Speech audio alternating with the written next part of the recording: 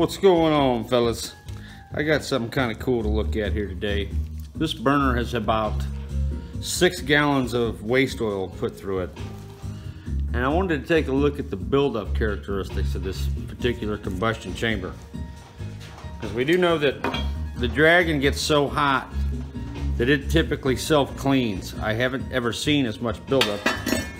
But then again, I don't have any exact records, so I'm gonna pay close attention to the buildup in these things so that I have this information about that. So after 6 gallons of oil,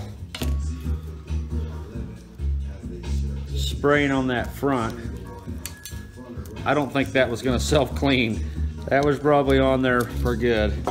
Now I did turn it up to a very lean mixture towards the end. I was just running it too rich, and that's what happens when you run rich on waste oil. You're better off just running it super lean if you want this thing to run any significant amount of time before it needs cleaned. Usually it does this right here, this white powder film. See how that just flakes off? Over time that'll just kind of blow away. That means that the combustion chamber was at optimum temperatures. But we did run into some trouble in the beginning due to me just not running it high enough or lean enough. Yeah, it's got a pretty good crust on there. Now in a sense that inner crust would protect the combustion chamber somewhat, but this is a stainless steel combustor. I don't really think it's gonna have any issues. The nozzle took quite a beating. Pretty dirty, but it performed amazing.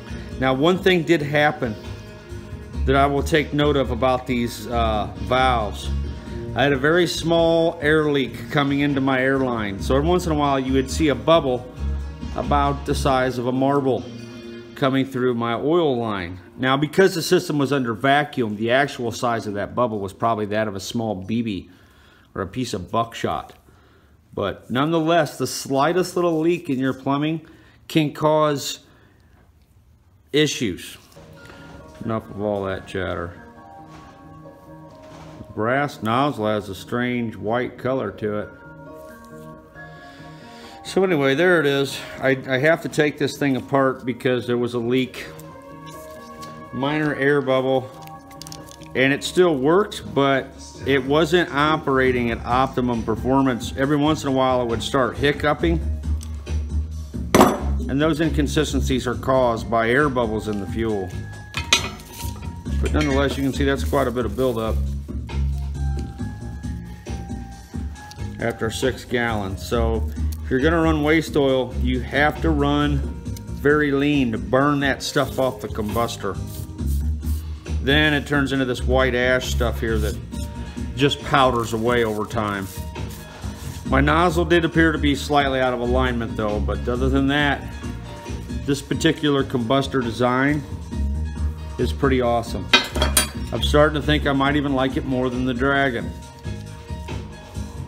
But then again, this thing runs so hot it doesn't see any of this usually. But we'll see. I'm gonna get some conclusive testing on that notion. I have also found out that big, thick, heavy combustion chambers like this are more prone to build up. This thing here is a freaking monster. I still got to clean it up, but this is an industrial level unit that's going to be mounted into a bracket. We'll see this thing roaring on some diesel here pretty quick. This will probably be like a 600 kilowatt unit. On diesel, not waste oil. But nonetheless, in conclusion, I think this nozzle performs better than any other design yet. I just got to get this leak fixed. I really ain't a fan of Teflon tape when it comes to vacuum systems, because just the slightest leak is all it takes. I also kind of suck at putting it on apparently. So I'm going to be using Loctite on this entire valve assembly, and I'm hoping it's not coming through the valve spud there. Let's hope not. I use this large valve because of the large bore. That large bore is very important to siphon systems. It's essential to optimum performance. So that's one of the secrets to these things. If you're ever wondering why your system isn't running quite as good as it could be, you need to elevate your fuel source higher up into the air or run bigger valves. You need a huge capstan is what that's called.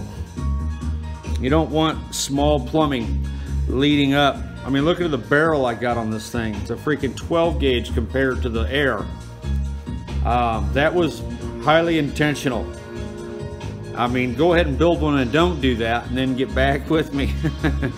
That's hours and hours of failure right there, fellas. So failures teach you a lot. Sometimes they teach you exactly what you need to know. Time to get wise.